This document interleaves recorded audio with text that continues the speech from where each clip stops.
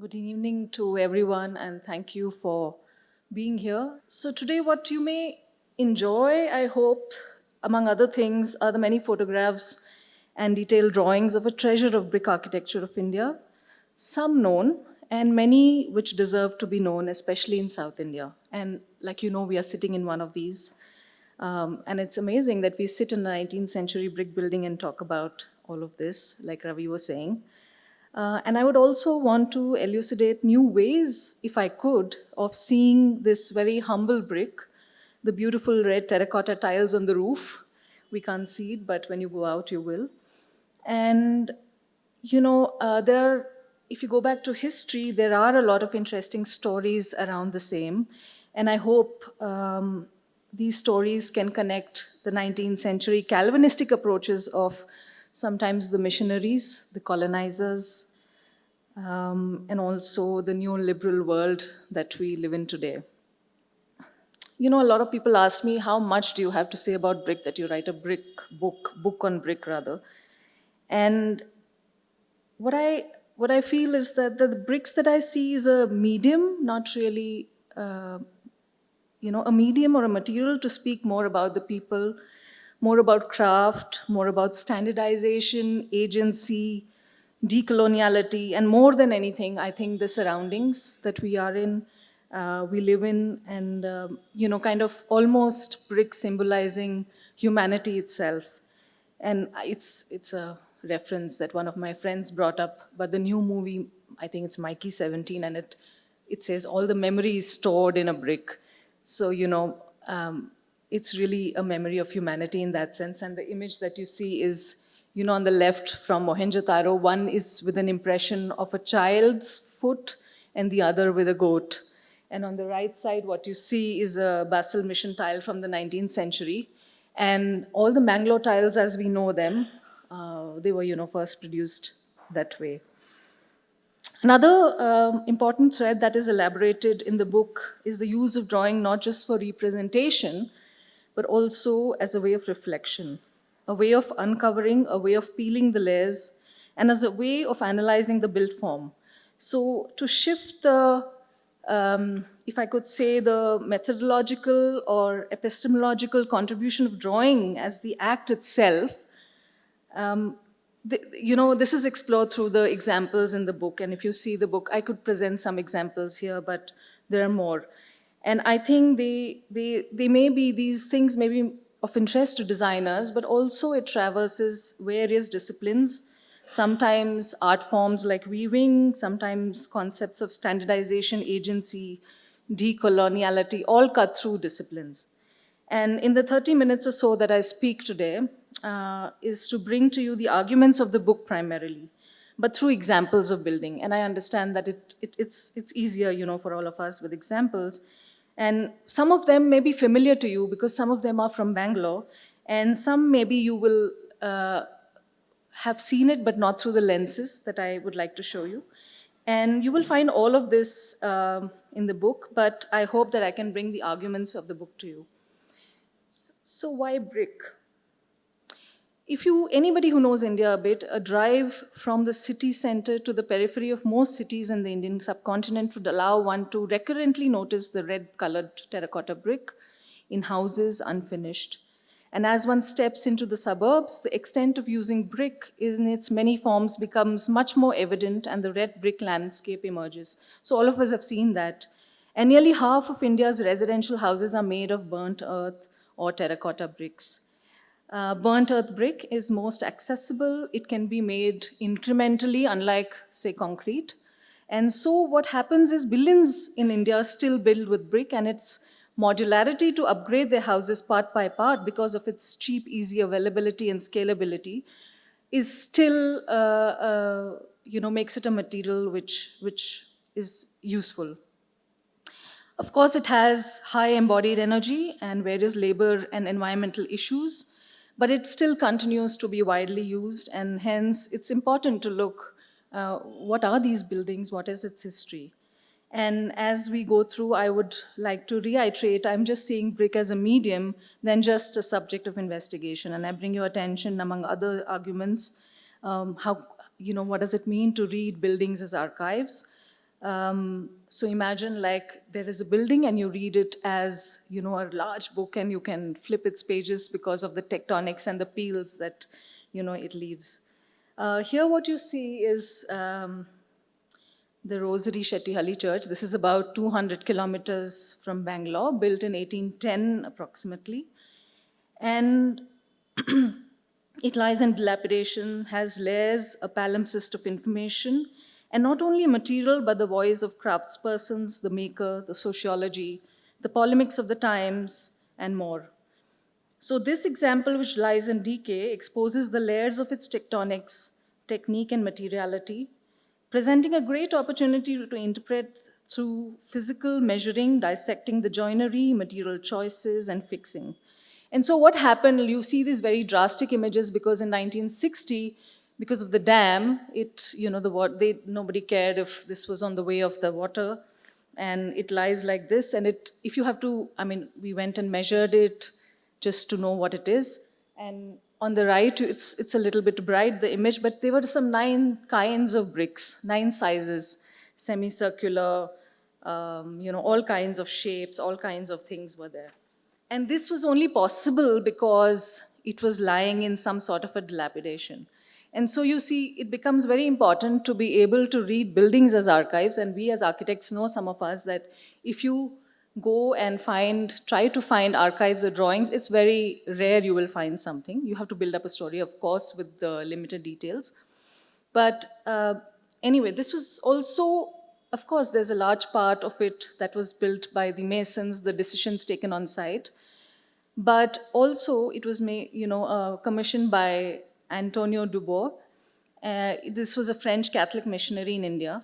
And he was a big part of the story, but also the tectonic details and the masons and the choices they made at site, you realize was a big choice. Because on the right, if you see the drawing, it has these combinations of sizes of brick that made it really important to see the way it is. And the zealous missionary that he resided for a quarter of a century.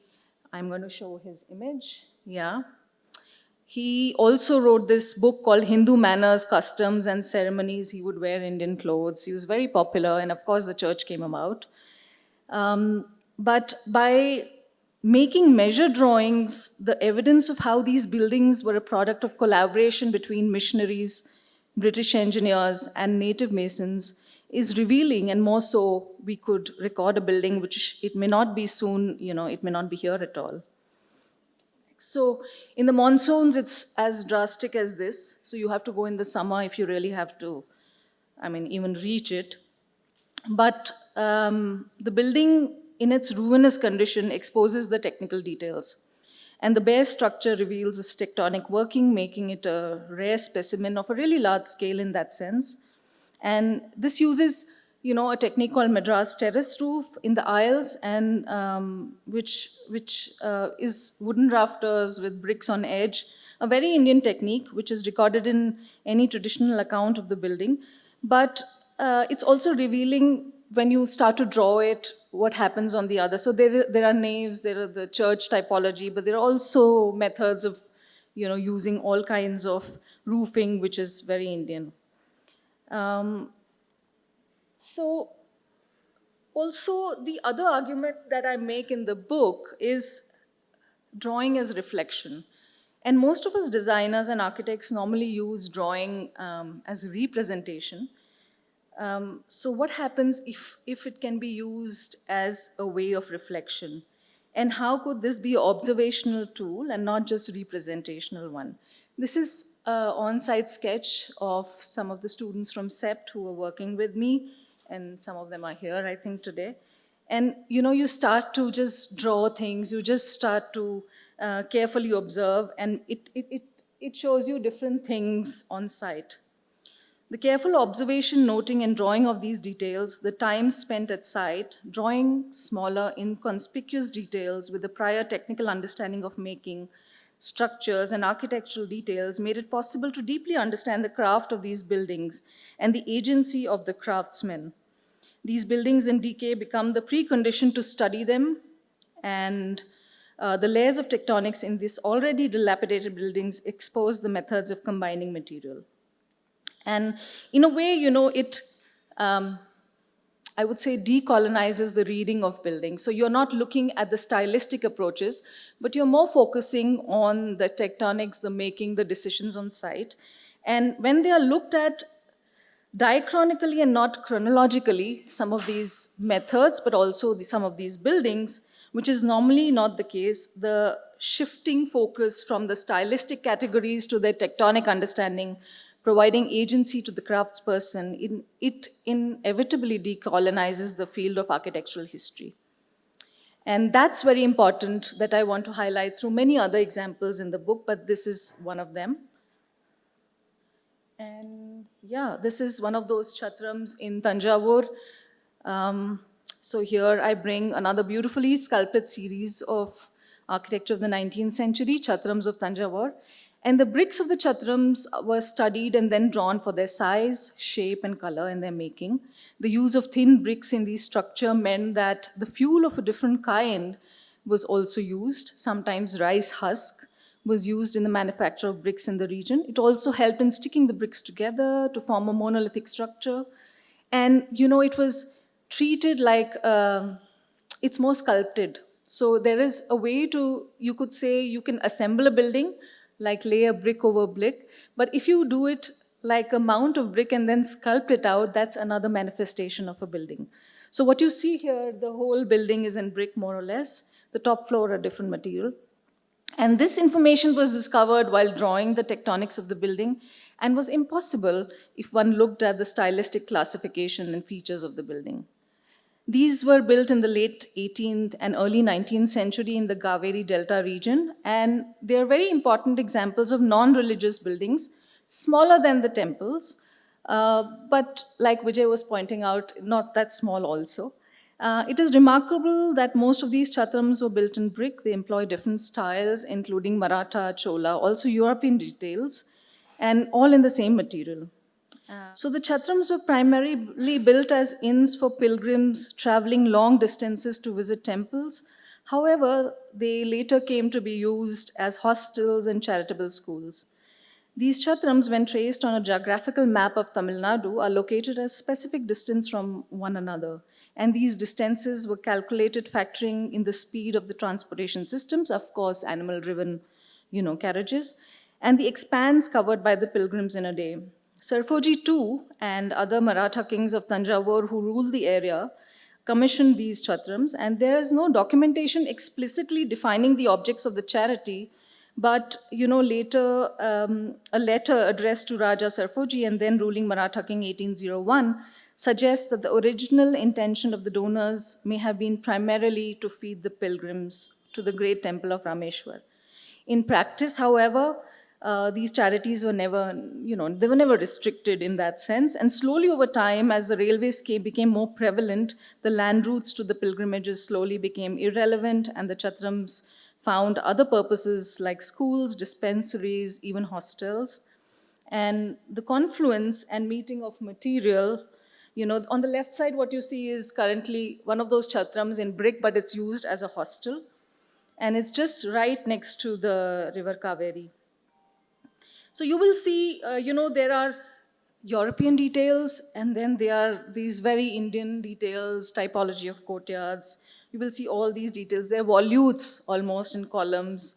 And, this is interesting because this was almost, these buildings were a hybrid. Also, Sarfoji's patron, and, he studied with a Danish priest, and he had these influences. Some of you may have seen this very beautiful library in Thanjavur, Saraswati Mahal Library. And so his influences were very mixed, and you see that in the buildings themselves. I won't go into the detail of, there are many small details, like you see on the column, there is, these volutes coming about and things like that. So they really mix the sensibilities of the local and the imported, and each of these systems and chatram seems to experiment the idea of mixing the indigenous with the Western. Through Muktamal and Yamunamal chatrams, the concept of sculptural and assembly derivations that intersected in the 19th century become clearer. I want to show you what I mean by that. So this is all made in brick, and I think it was, if you see the picture clearly, I think it's a high resolution one. There are layers of bricks, and they are like chiseled out. So one way is to make, which we all do right now, is to assemble architecture. But if you deduct or you sculpt, and then you have a different manifestation, and this is what is happening here, you see. And it's almost sculpted, the whole building. So the material of brick is used in specific techniques in these chatrams that merge the structure with its ornamentation, taking cues from other material. And historically, Indian sculptural practices were rich and sophisticated, but also importantly, they were not separate from the architectural practices. And the mnemonic ways or methods of recalling the details, which were more proportionate, which is more a sculptor's craft, unlike an absolute drawing that was precise and left no scope for any kind of variation. So in this process, the craftsperson or artisan was as important as the mason, who would have conceived the details in totality. So I would like to connect it to the point earlier that it's also decolonizing the whole reading of architecture, because you start to see the drawings, you start to understand the details in a way which is not power-centric. So in this process, the craftsman or artisan was important. The drawings were more conceptual than a detailed standard that laid down a mandate to be followed. And the method employed in the details of the chatrams have been mnemonic in nature, combined with extensive conceptual planning. One of my students, then Prithvi, has done this drawing. She's in the audience. And this beautiful drawing, it is beautiful, but also it's revealing. So this method of observing the minute details and then scribing them on paper makes for a deeper understanding of the details than any other means of recording, say, photography, because of a complex cognitive reaction of the hand and the eye in the initial stage, and then the use of technology to transfer the sketches to a more formal tool, like we use CAD sometimes. You kind of, that's the method in that sense. And so if we take the example of the roofing of Muktambal, which is here, there are at least 4 types of domes that were there, including the chatrams. They had different diameters, shorter axes, exterior details, embellishments, ornamentation. And what was interesting was, like in the understanding of ornamentation in the West, ornamentation is an after of the structure. But here, the ornamentation becomes a part of the structure. And that's very interesting, that's very intriguing. That comes also, I think, from this whole idea of assembly and sculpting. So the details of ornamentation, intriguingly, you will see emerge from the structure itself in brick. The structure and the ornamental details are not separate components of the building, but integrated throughout. And so an important feature of the domes in both the chatrams is that they are corbel domes and transfer into a series of true arches as they near the crown. One of the domes, Yamunambal Chatram, has vertical brick courses with an interlocking system for support. Please bear with me, it's going a little technical, but it's important to elaborate this.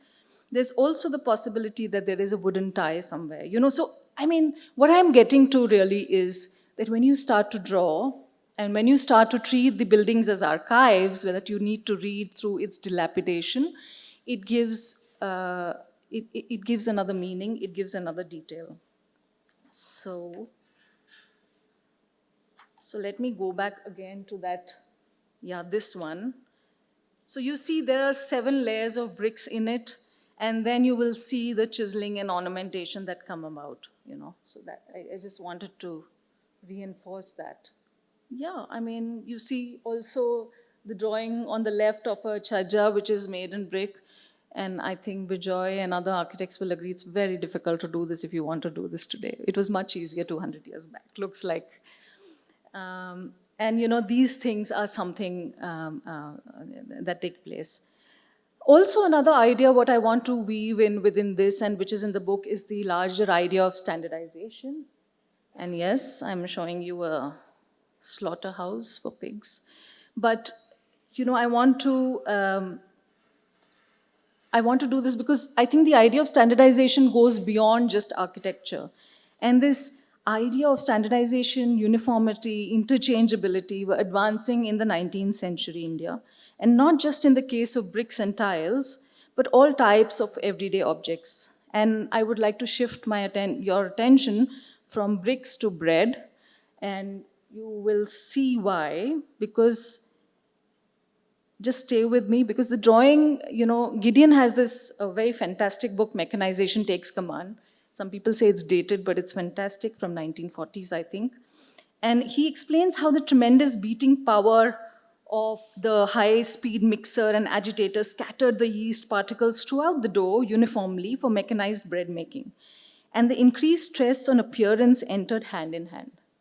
So the public taste earlier to mechanization was not so particular about the color of the bread crust, but any required tint of the crust could be now precisely obtained by means of thermostats and added ingredients. This changed the public perception, the public taste.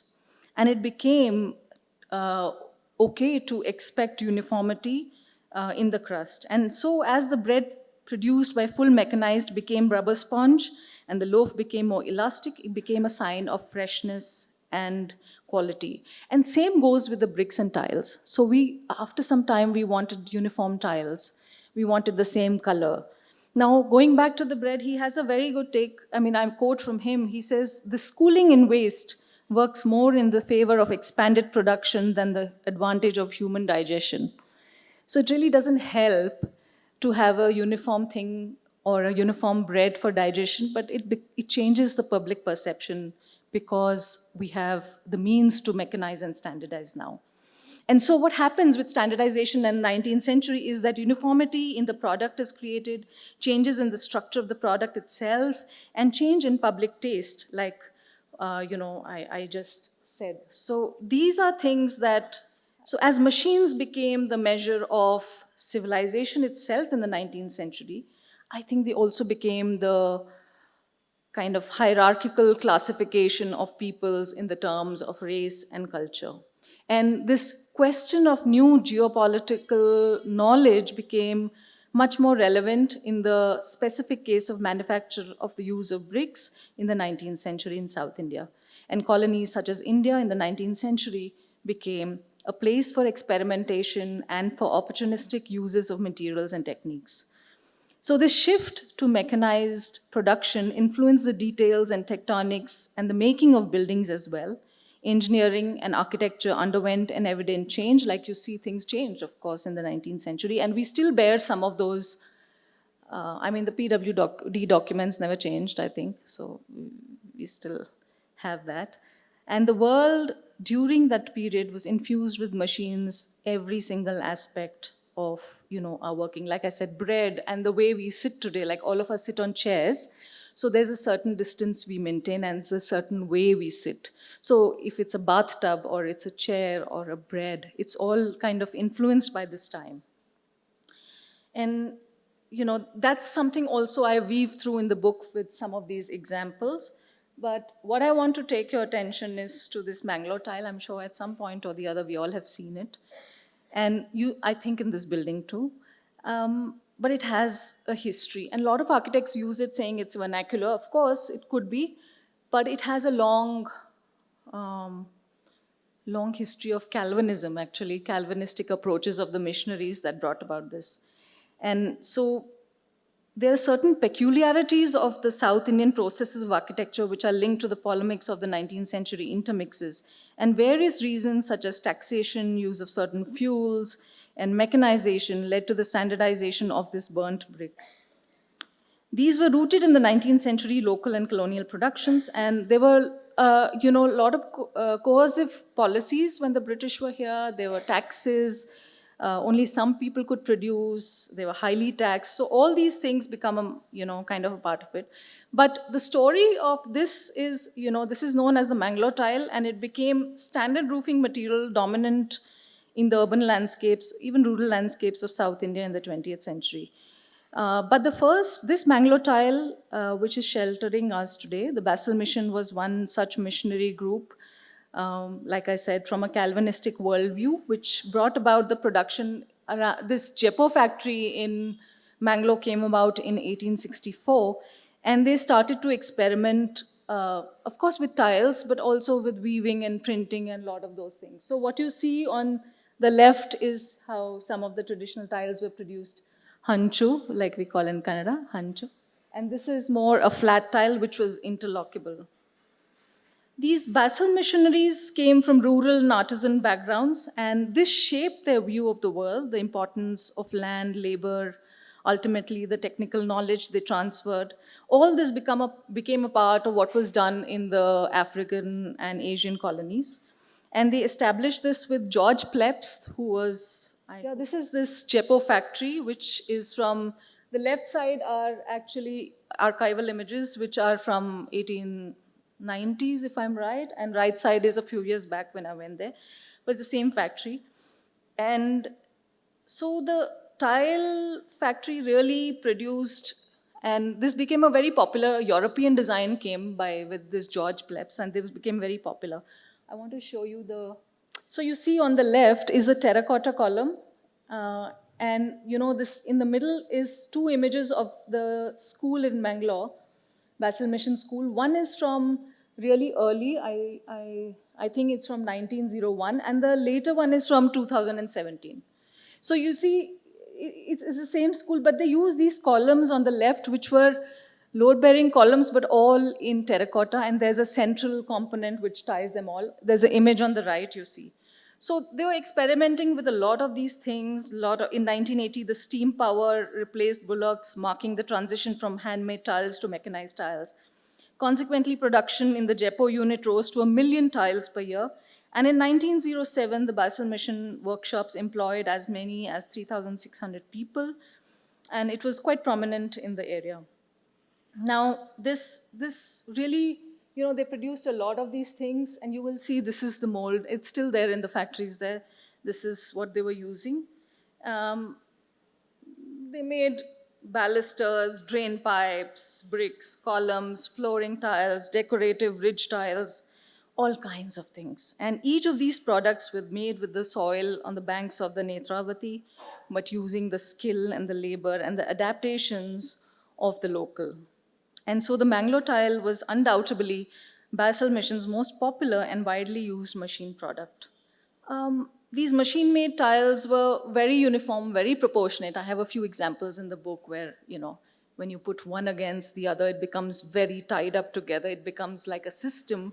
But if you have these other older tiles, it's not lockable, but it's breathing also. So, you know, there are differences because what I'm trying to say is due to standardization, mechanization. In 19th century buildings, when we talk about, we just can't ignore that. Another thread in the book, very quickly, I would like to take you through, is this whole idea of decoloniality. And this ideas of looking at architecture through tectonic as archives and as hybrid multi-authored objects brings one to the idea of decoloniality. And, you know, I refer different authors, but it's, this book offers, in that sense, this very breaking of the dominant taxonomy by looking at buildings through tectonics as a prime lens. And it kind of opens doors to hopefully new geopolitical knowledge and methods that provide knowledge from sources and means other than what the colonizers and people in power created to delink and subvert the narrative.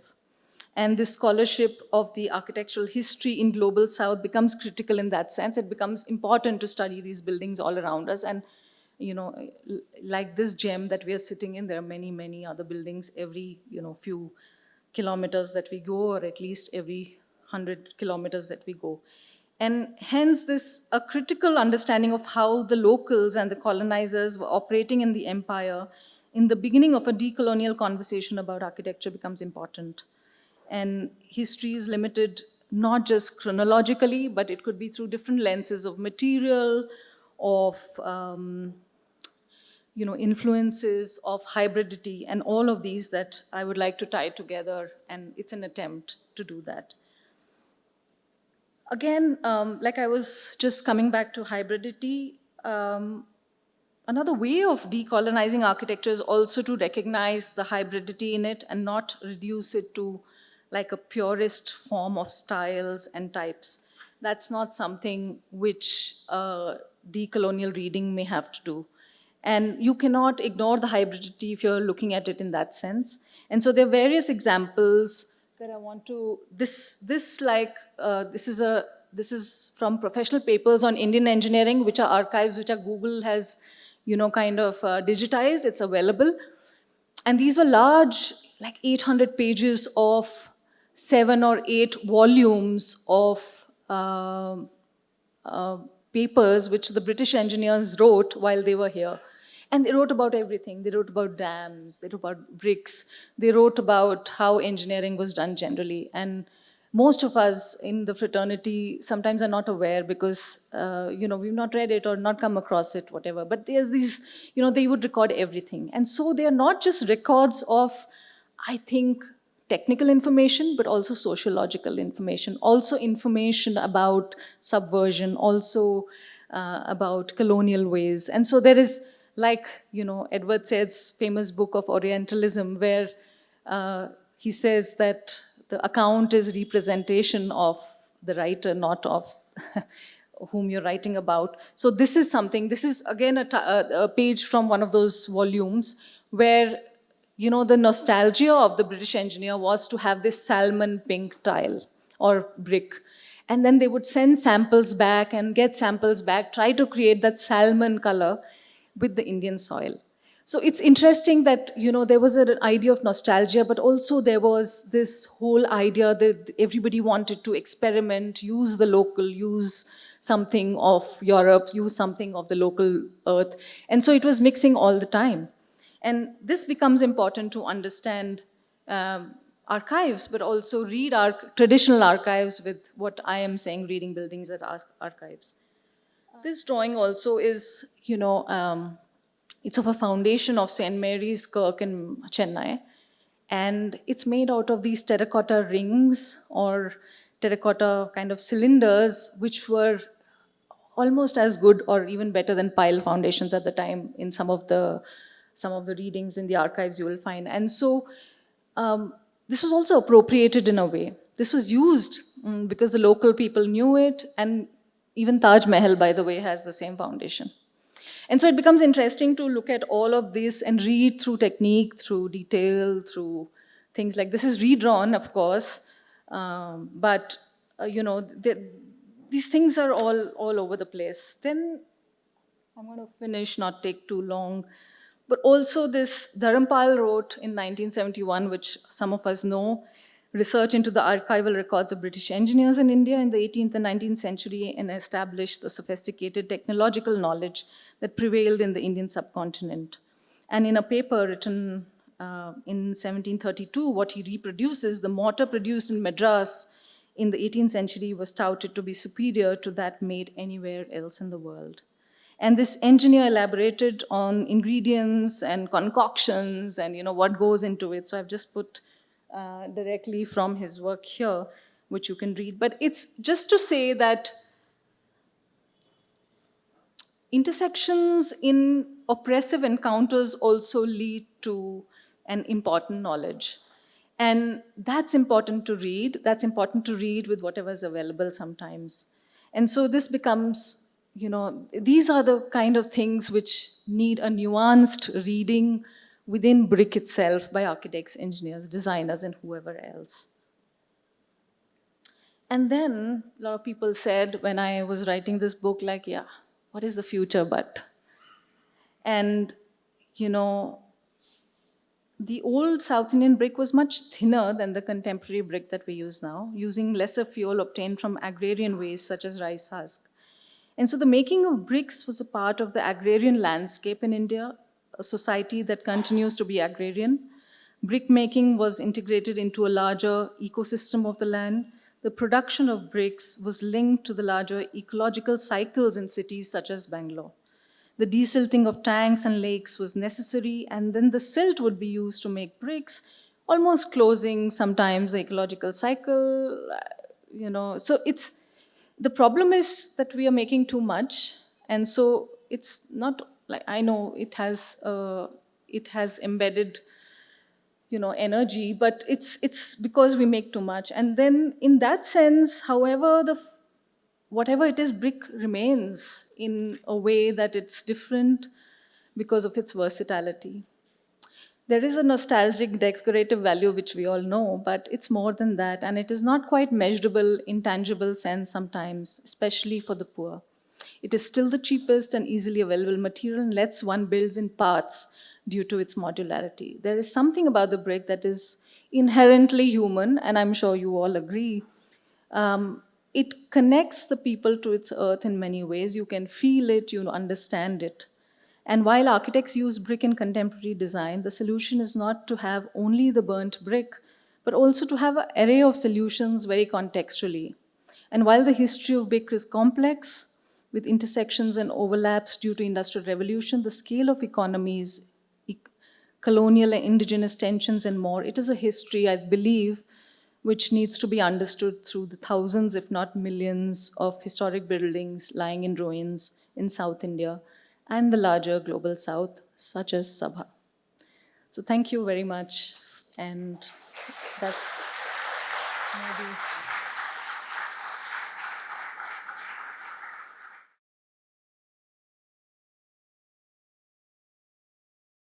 Thank you all for coming, and Priya, thanks for asking me to have this conversation.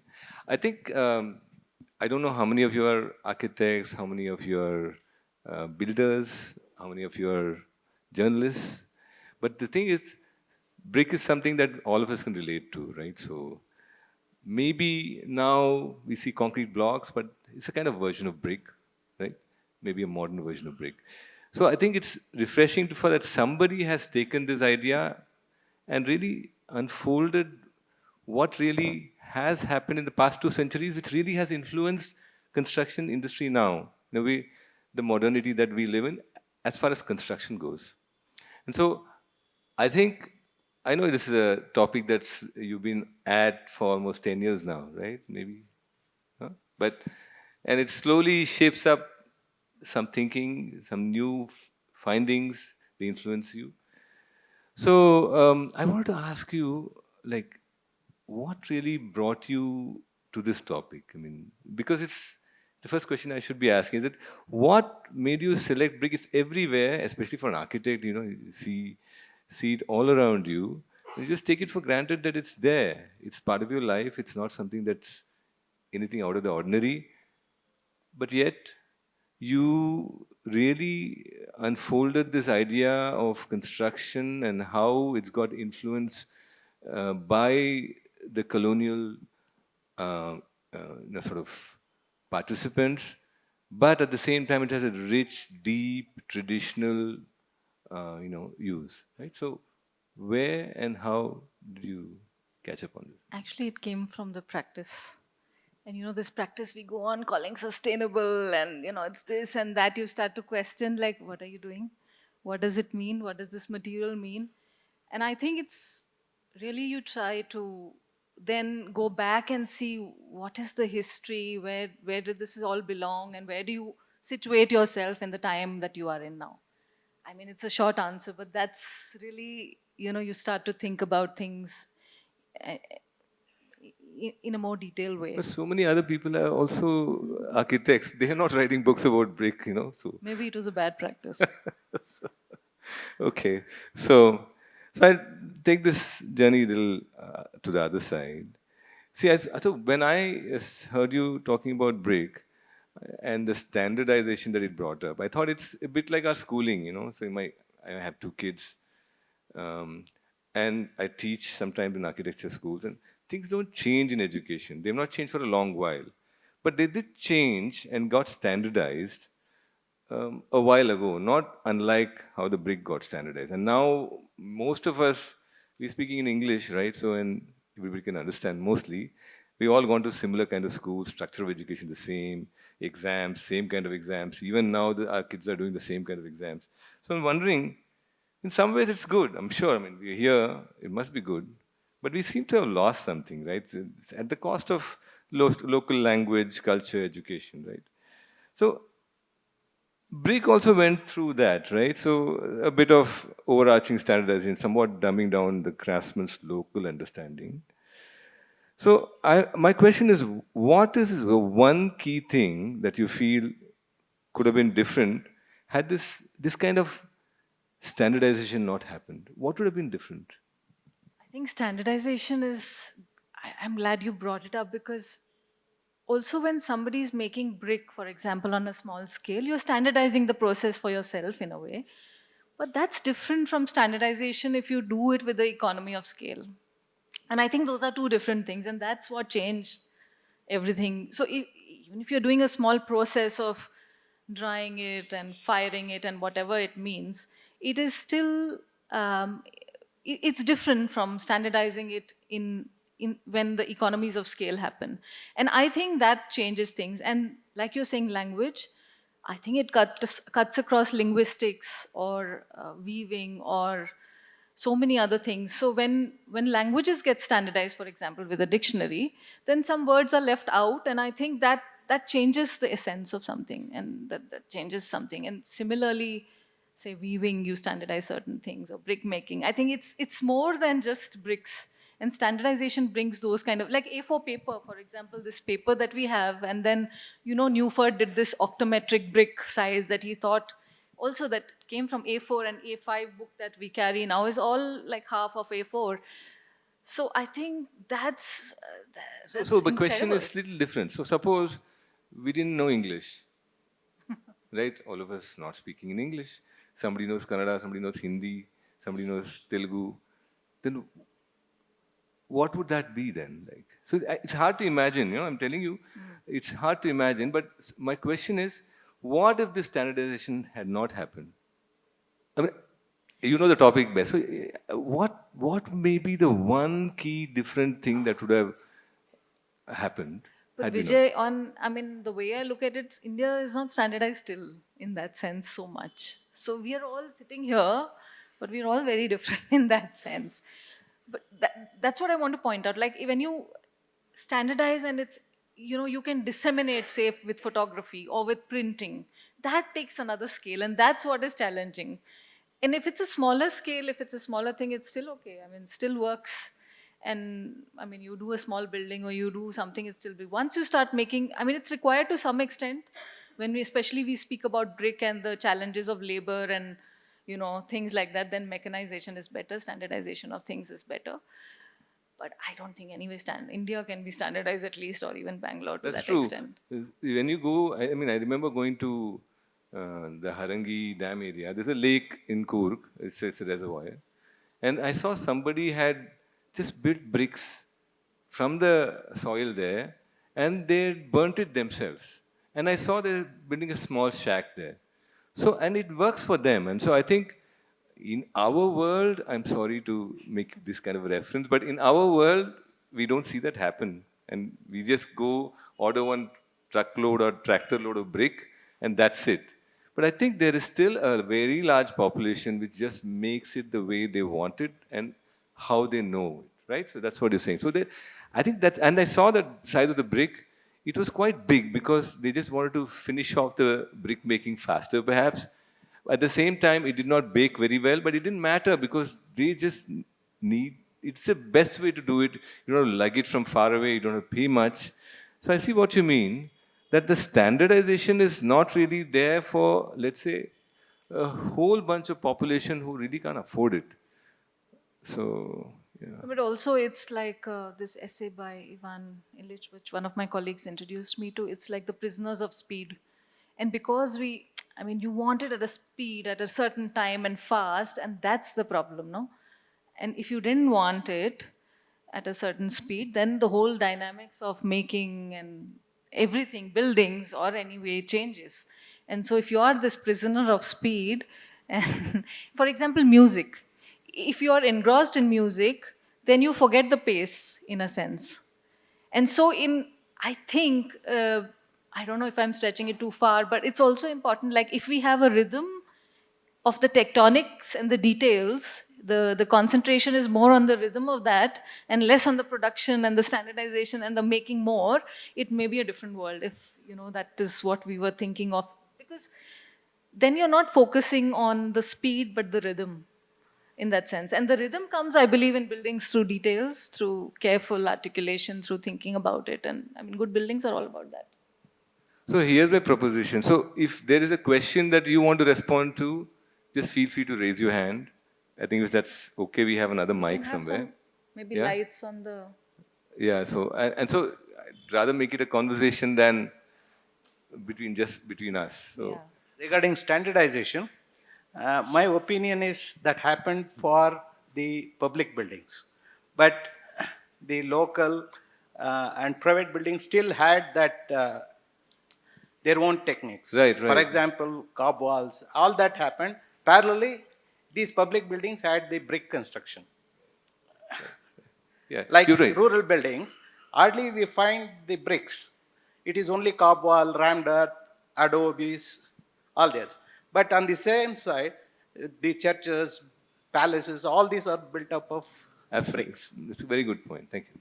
So the question is, you were discussing standardization, you were discussing the evolution of brick making and its relationship to social life and practices. My question is about the response of the brick making and evolution of the brick making processes to two things. One is industrialization and professionalization. Because India didn't go through the industrial revolution.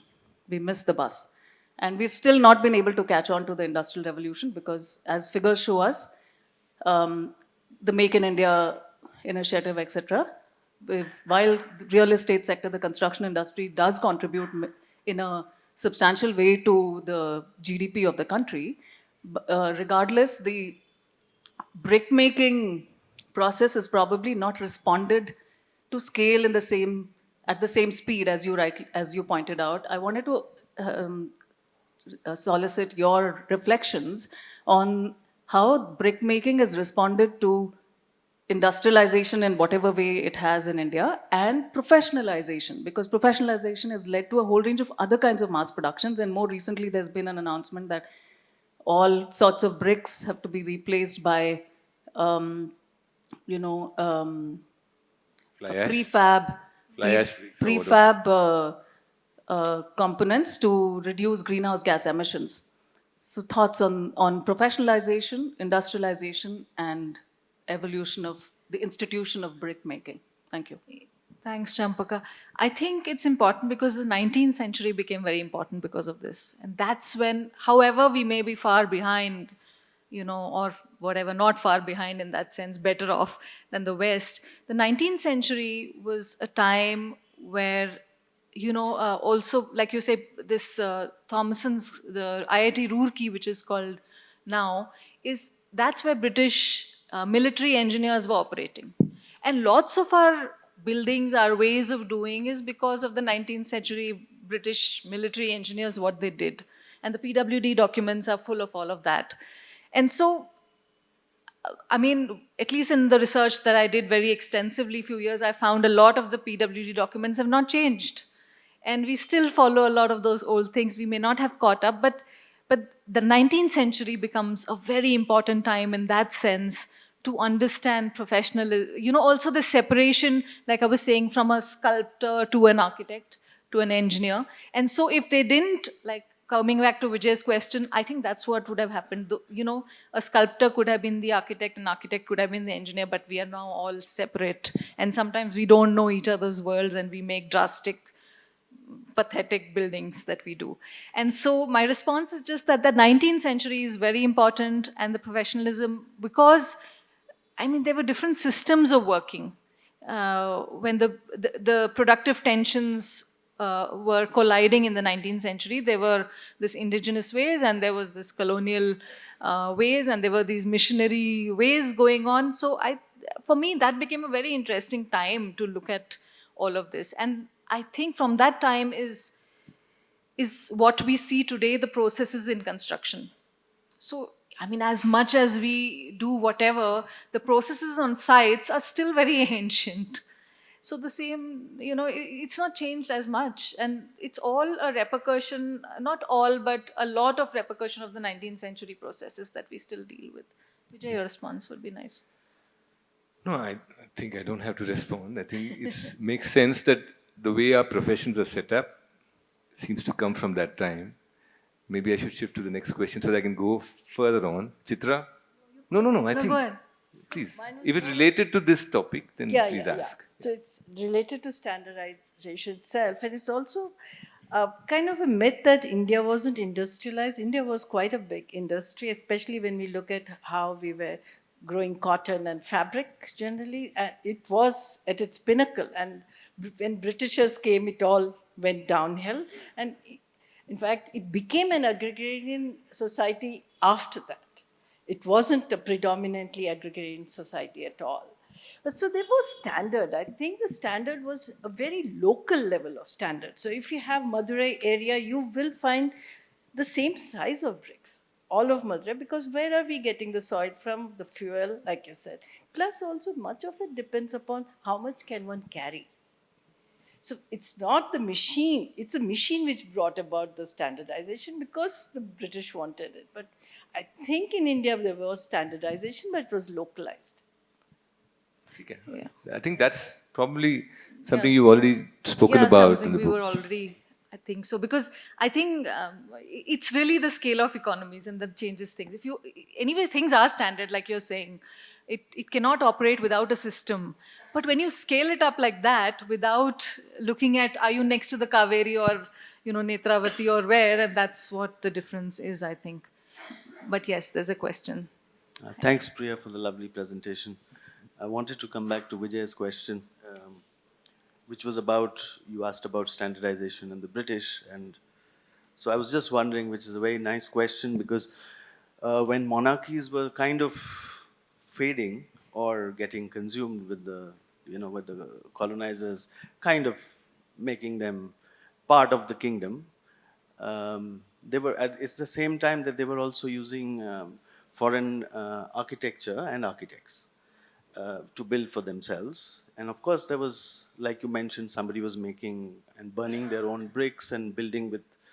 So, of course, those histories I think are quite difficult to survive because they are not like the religious buildings and or the large buildings that were made. In my view, it's possible that I see that the need of the colonizers was to set up a lot of infrastructure, which was warehouses, which was railway stations, which was all that was related to their business. And that's where they not only used brick, they also used stone, they also used laterite, but brick in a large way, because they were close to the ports, and ports are where, as we know in West Bengal, the brick making tradition is very old because of the kind of soil, because that's where it arrives and it's really strong material, because it's the last basin before the water flows out. So I think there is a connection between the idea of business, which the Britishers were doing, and their need for standardizing, not only because that was what was familiar to them, and to then transport it here for this very large scale mega projects which they had to build. No, I was just thinking that there's not, these large monuments were never indigenous, whether it was a temple or a palace or whether it was Hindu, Buddhist or Islamic or a colonial structure. I think they were never indigenous. They'd always draw people from other kingdoms, which were countries at that time, and they would come as and when, wherever there was work, they would also go, or they would be invited, artisans, maybe traders, people who sell stuff, who can procure stuff. I think we have to imagine that it was quite a intense sort of world with a lot of business and trade happening. But just the fact that this transformation of somebody coming from like let's say industrialized in the European sense, just to keep what Chitra said in mind, the industrialized European mechanism was very different, which is what you're saying, Soumitra. That really changed things, right? It's not that things were not industrialized, but what is that change that really happened that had an effect in the kind of labor, craftsmanship in the 19th century? Also, I mean, I agree. But also, to add to that, I think the kinds of colonization were also a little different from Portuguese, say, to British. So it was a colonization of extraction to a large extent. So, then it again changes the meaning of standardization and why it's needed. And like you're saying, it's large scale. You want to build ports and railway stations and everything, and so you need the number.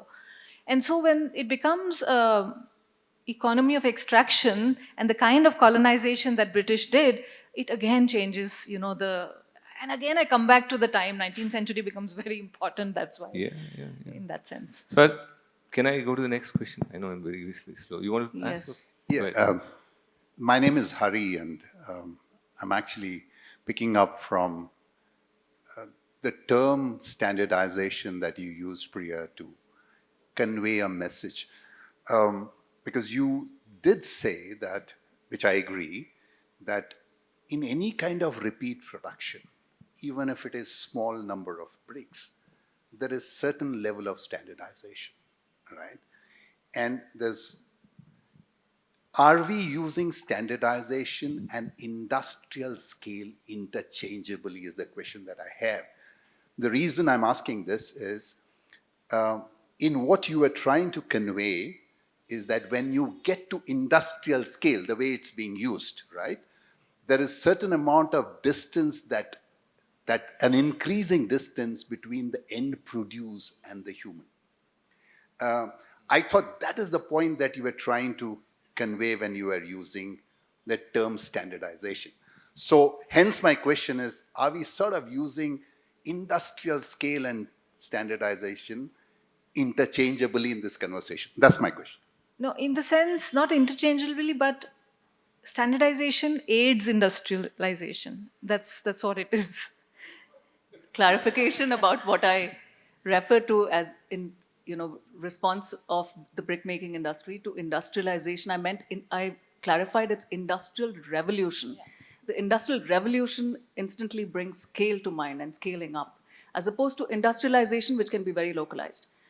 And I think it's the slow response of brick making and the industry around bricks we see it in our land use plans also, right?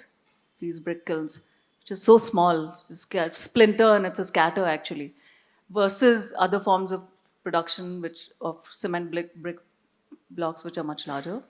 And it's probably got to do with what you discuss in your book about the linkage between social practices, social hierarchies, and brick making. That's my next question. That's my next question. Okay. Thank you. So let's go. I mean, I have many Labor. questions, but I think we don't have to have all these questions. I think it's nice to have a conversation. You want to say something? Maybe stop. Enough questions. Okay. You talk about the superintendent of brick making, right? Like it seems like a terror in some ways, but seems to have demoralized the guild-based crafted brick, its local culture, right? I want to understand who made the bricks in the local industry. Maybe mostly deeply lower caste, bonded labor, right? We can't romanticize that, right? Even now we find stories like that. And then this superintendent happens and this kind of industrial scale starts appearing. Now, what's the reading of situation? Did that improve the situation for the labor, or did it make it worse?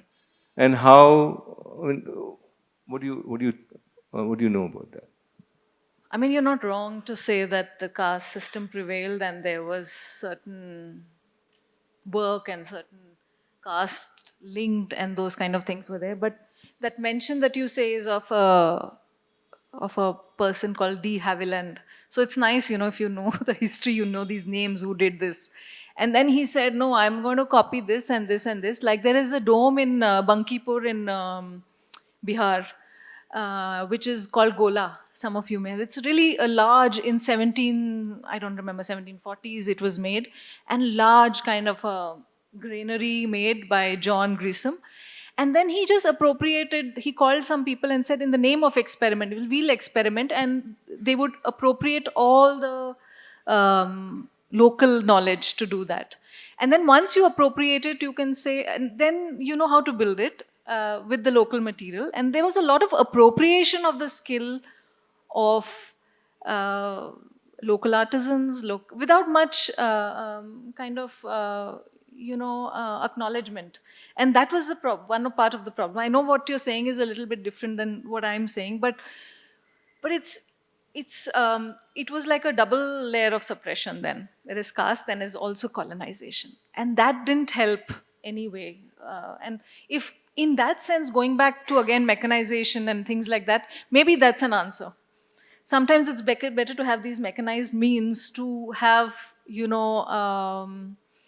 control these very aggressively bad labor situations and environmental situations. So that I don't know, that's my kind of, I'm thinking aloud, but that's what my feel. So it's this appropriation of people and skills and labor anyway happening, and it's a double layer. No, I mean, don't we think that we are getting locked in this time versus volume equation and further use that to label of what a craftsmanship is? It's almost like we are propagating if it's produced in certain volume, then it's not craftsmanship. It has to be limited in a certain number. So can we look into that a little more, No, it's an important point. It's not that if it's a large scale, it's not craftsmanship, but also what is the agency of the craftsperson? And I think that point of agency becomes very important. That's what I found in my work and many of the examples. It's not the scale so much, but it's the agency that the person working at site has. And that is why when I said, like, can we read buildings as archives, is to understand the agency of the people who are making it, not who are commissioning it. You know what I mean? I agree with you. But it's about agency, I think. Vijay? So I was going to ask another question which you kind of answered. But I'd like to still ask the question. I think it's an interesting question. So I think there's this very trendy, famous architect. I don't know if you're not an architect, you may not have heard. His firm's called Big. And it's, I think, based in Copenhagen, if I'm right. And they're designing the new airport in Gelefu in Bhutan. Now, Bhutan is a country which is very protective about its architecture. They want to be just this bit modern, so all the things can work in the modern way, but they want it to look traditional and whatever. So this new airport is a set of stacked up pitched roofs, setting a zigzag rhythm with wooden structure. So if there's this kind of, you should check it out, Big and Gelefu Airport.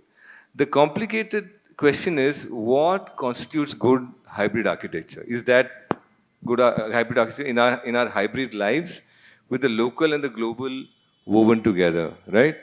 If you had to pick one conversation between the local and colonial, was this conversation beneficial to both sides, or was it more one-sided? Even though it might be hybrid, whom did it benefit more? And take one example, maybe, whatever makes it easier for you.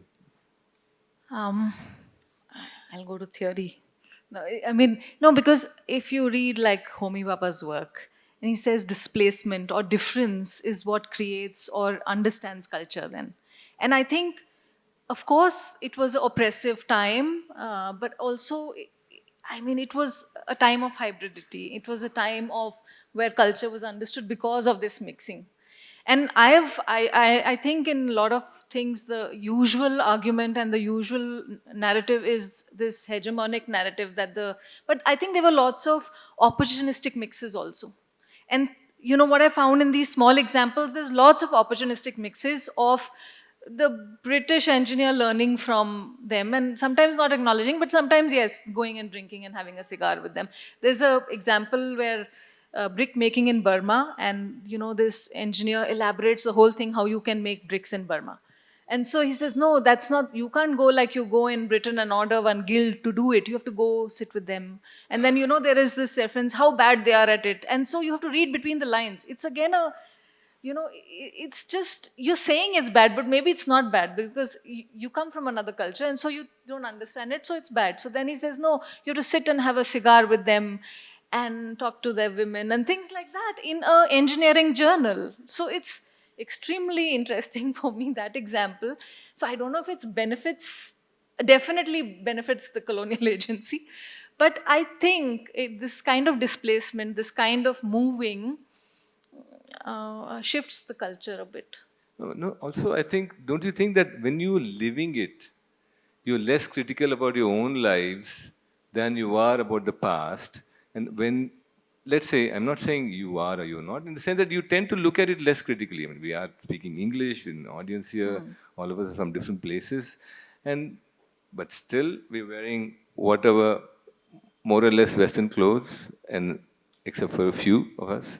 So, but when you look back at that time, I mean, I don't know, not you, not in the book per se, but you tend to look at the past as something that has erased many local practices, many crafts, many cultural practices, and like the fear of Hindi in Tamil Nadu right now. It's like that, you know. I'm not saying it's good or bad. No, I'm not taking any position.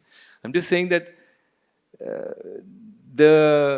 when they must have lived it, when the colonizers, British, Portuguese, whoever came, they started bringing their very, very foreign things and their practices and checking and questioning and sort of changing things. I wonder what must have gone through the people's minds, especially people in power. Perhaps they wanted to embrace it because for their own benefit, but people who are not the power, who are actually making these buildings and with their craft, what must have they gone through? What do you think? I mean, did you get a clue from anywhere in your archival reading of the buildings that they really sort of were happy to experiment and learn from the other, or were they thinking that, oh, this our whole craft is being now tumbled around and turned around, and were they unhappy? So I think. I mean, I would invite somebody from the audience also to give their comments, but I think in my reading, it was very opportunistic. So it's much less romantic history than we think of it.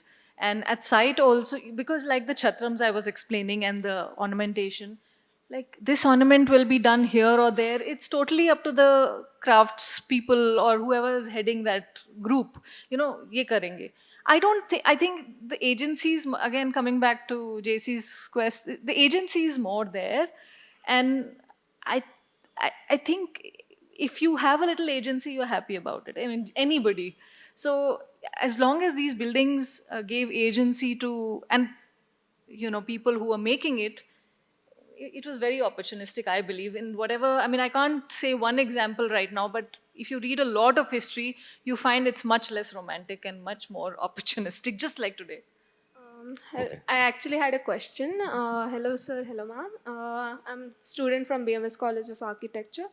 Priya, ma'am, you mentioned a phrase earlier. You said prisoners of speed.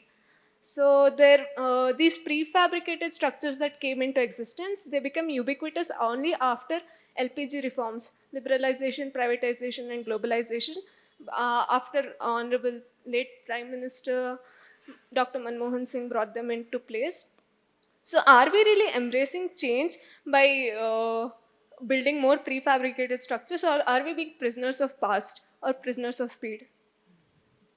Actually, this Prisoners of Speed is really Ivan Illich's work. It's not my words, first of all. But I find it fascinating because I think we are prisoners of speed. I don't know where we are going. And this whole idea, I'm taking it a little bit beyond bricks, but this whole idea of global chains is it's quite disturbing.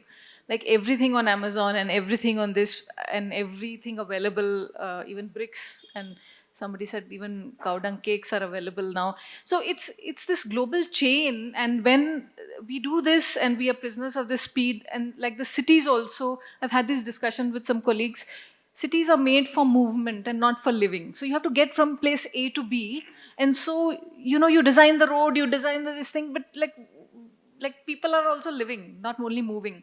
So it's for goods to move, it's for things to move. And so in that sense, we are prisoners of our times if we are chasing this. But on the contrary, if you're not looking at pace and you're looking at rhythm, I'm speaking very abstract form, sorry, but like, you know, you can take many other examples like that and say, then, you know, when you design something and you design fit for people for smaller details, like some projects Vijay has been doing in the urban Bangalore, then it makes some kind of an influence, I think. So it's not about past or present, but it's being a little bit more conscious of what are we building for? Is it for movement, or is it for people, or is it for So I'm very, critical, generally of these global chains and things, the way they operate. Hi. Hi. I am not an architect, but I am a researcher in product design. So, referring to a point that you'd asked about agency of people who are constructing, while I was in Kochi, I was visiting Matancheri. It's a similar building, and over there, with the facts that they had put down from the archives, firstly, there wasn't media available. Social is a whole other construct, but media, even in terms of newspapers, at the time when Britishers had started as traders, when they started coming to the ports of India, at that point they only wanted to bring in their culture, which is construct a church for the folks that they were bringing in, the local folks people, to do the trading, the warehousing, etc. So at that point, when the king gave permission to construct, and the local construction folks who were being a part of it, agency was not so much of it, as much as the king's scroll that, oh, you gotta build it. So I think the hope over here that I can maybe share is, probably they were reimbursed or paid well by the king for what they worked on. I don't think they really got to have a say in what they worked on. I hope I'm able to provide a perspective or something to the conversation. Thank you. Thanks. Another questions about your lived experience. So one of the key ideas behind the book is reading buildings as archives. I'm moving to another topic, right? And that's really what a lot of us learn in college, and really we start doing that there and learning architecture. We do measured drawing, and to some extent it's one portion of the, right? But and I have great memories of that from college. It's not enough to read about brick, but go experience the buildings or what remains of them, right? Touch, draw, and understand them tectonically. I think those who are architects may not really, but it's relatable to other things. So for example, if you love food and like to cook, you'll say, I don't want to just cook from the recipe, but I want to go to the place the recipe comes from and then make the masala from scratch, right? So something like that. Now, this lived experience and documentation thing, how did that change your perception and understanding of the topic? And that was a major part of the way I worked, and that was the only way I knew sometimes to go. And you don't understand the detail also because it's there. You don't have an archive. You know how to, like, how can I say, like historians, you would go to the text or you could go to an archive and study. And as architects, if you want to understand how was this constructed, you just don't know. And so all you can do is, like, the buildings which are falling apart, you go and start to sketch. But what I found very revealing and in the work was when you go and sit there and do something, this time that it takes for you to see it, understand it, then put it by a small drawing, and then of course CAD and whatever we do, it's got a certain cognition which I never understood for many years, and it takes that time, it needs that time to, oh, this is done that way. And when you start to draw, you understand, maybe it's not like that. We all have, who are working in this field, we know this. But that was a big thing. And then you start to understand how Western trained you are. And that was something I realized when you start to look at buildings as archives, you think in a very different way. We don't realize it. It's not just the clothes, even our training is very... So the Chatrams, for example, they had many details which were very sculptural. And then if you have to put it in CAD, it's not possible because the Euclidean system is a different system. And when you start to draw, that was a different system. It was a sculptor's system. And that was proportionate. And that was not absolute in that sense. So these kind of things I was thinking were very important for me to understand when Deepak came to a lot of sites with me. A great example, actually. I think, if you, especially the Chatram, when you see that, it seems like already complicated. And when you think you want to draw it, really you're clueless how to draw it, actually. Then you have to figure out a geometric way of drawing it and so on. So I understand that. This is about... similar, but public buildings as archival content, right? So you say monumental architecture draws large resources in terms of material and skill in its making, and because of its important patronage, it does not allow the real, the everyday and the commonly occurring practices to be seen. On the other hand, everyday public buildings allow the recurring widespread practices of construction to be analyzed. That is, monumental buildings are once removed from everyday public, everyday craft and stuff like that. Did the brick in these buildings not aspire to be monumental? That is the Chatrams and the ones which are not the big great monuments. Wasn't there an art of monumentality in these buildings too? One that seemed to assert the local administration's power, right? They were certainly not meant to be drab buildings, right? So, what's your take on that? I mean, yeah, the Chatrams are also, I mean, they were rest inns and they were like pilgrimage things. They were not temples, you see. I mean, that Lodge was types. not, so that is more reverence guess. and this is more love Yeah. in that sense. But I mean, in a Chatram, you could still, the craftsmen, people could still get away with doing some other detail. Okay, this is not working. I have seen that when I documented it in detail that some things just change out of nowhere that you won't find in like Brihadeshwara temple, for example. So that impurity is allowed in, and this purest kind of a thing is more in monumental buildings. And so the, everyday challenges are more seen, the impurity is more seen, imperfections are more seen, which are beautiful. And I think that's what I found very intriguing when I was looking at these buildings. In the sense, that's why I mean, non-monumental is important to understand than So large the people buildings. who commissioned these, like Sarfoji, they were not very particular because it's not for them, perhaps, in one sense. It was from both sides. It's not, while the patronage would get them goodwill, it's not necessarily that it's sort of so close to their heart that they control it and it's divine. So in a way, it worked both ways.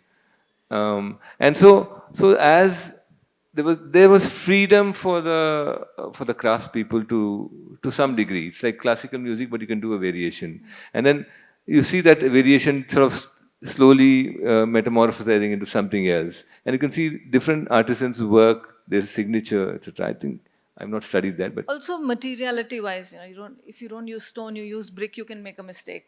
yeah, It's cheaper to make a mistake. so Something I wanted to ask is you spoke about agency also.